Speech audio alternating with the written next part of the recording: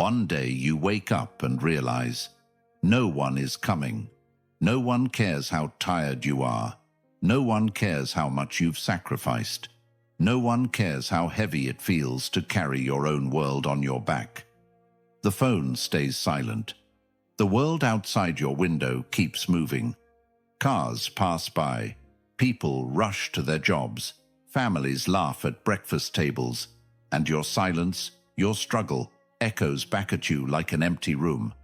That moment feels like death. A quiet, invisible kind of death.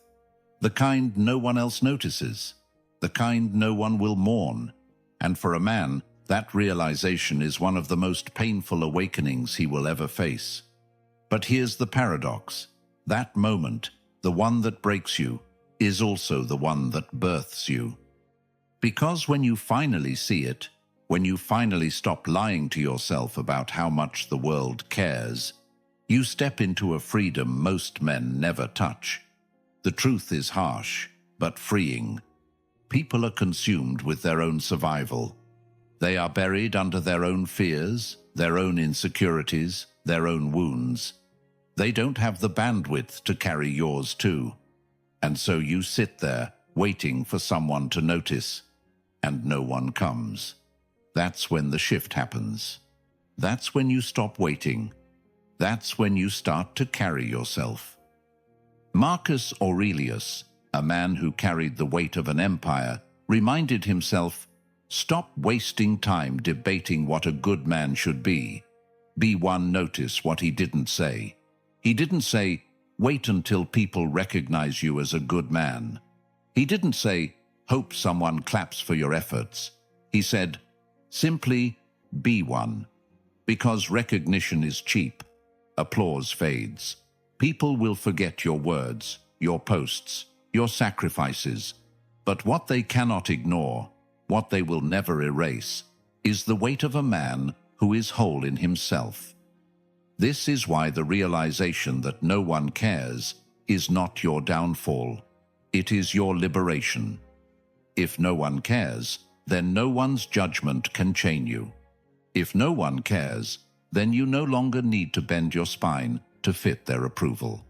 If no one cares, you can finally move with pure intention, to live not for their eyes, but for your own soul. Think back. How many times have you suffered not because of what happened, but because of how others reacted or didn't react? The breakup that stung more because she moved on without a glance. The achievement that felt empty because no one applauded. The struggle that burned heavier because nobody noticed. But what if you could see it differently? What if you could understand that the silence was not rejection, but training? What if the universe, in all its indifference, was shaping you, cutting away your neediness, burning out your dependence, forcing you to grow the muscles of self-reliance? Seneca, in his letters, wrote, "A man is as unhappy as he has convinced himself he is." Do you see it? It's not the world that makes you unhappy.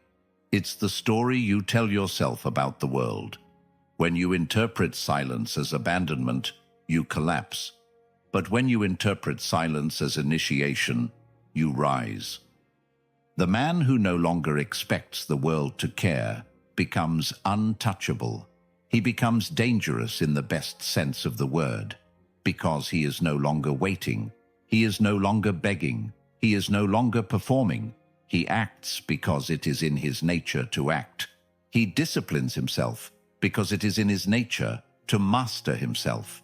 He builds his body, his craft, his legacy, not for applause, but because it is who he is. And here's the irony. That is when people finally notice. That is when respect arrives. When you no longer need validation, you radiate something magnetic. You carry a stillness, a self-sufficiency that draws attention without you ever asking for it. But don't confuse this with bitterness. Stoicism was never about becoming cold or rejecting love or shutting yourself off from the world. It is about becoming complete. It is about standing as a man who does not collapse when affection is absent. It is about being whole, so that when you love, when you connect, when you give, you do so from strength, not from desperation. Epictetus trained his students with brutal honesty. He told them, "If you want to improve, be content to be thought foolish and stupid." Why? Because the world's opinions are unstable.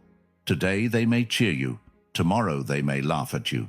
If your worth depends on that noise, you are their slave. But if you can endure their silence, their misunderstanding, even their contempt, you are free. Modern psychology confirms what the Stoics already knew. Men who detach from external validation develop resilience. They recover faster from rejection. They carry lower levels of anxiety. They stand taller because they are no longer bent by the shifting winds of opinion. So let me say it to you clearly. When you realize no one cares, stop cursing it. Stop begging for it to be otherwise. Lean into it. Let it harden you, but not in bitterness. Let it sharpen you, but not in cruelty. Let it mold you into a man who sees clearly and walks forward regardless. Because here is the unspoken truth of life. Nobody truly cares until you give them something undeniable to care about. Nobody cares about your potential, but they will care about your results. Nobody cares about your suffering, but they will respect the man who turned pain into discipline. Nobody cares about your silence, but they will care about the presence you carve into the world through your actions. That's the transformation. That's the birth that comes after the death. The moment you stop expecting care is the moment you realize you don't need it. You don't need the world to see you. You need to see yourself. You don't need them to save you. You need to save yourself. And from that day forward, every step you take will feel heavier, stronger, more deliberate. You will walk differently. You will speak differently, because you are no longer begging for the world to care. You are carrying yourself. So let them be silent. Let them overlook you. Let them forget your name. None of that matters, because you are not here to be remembered for your cries. You are here to be remembered for your strength.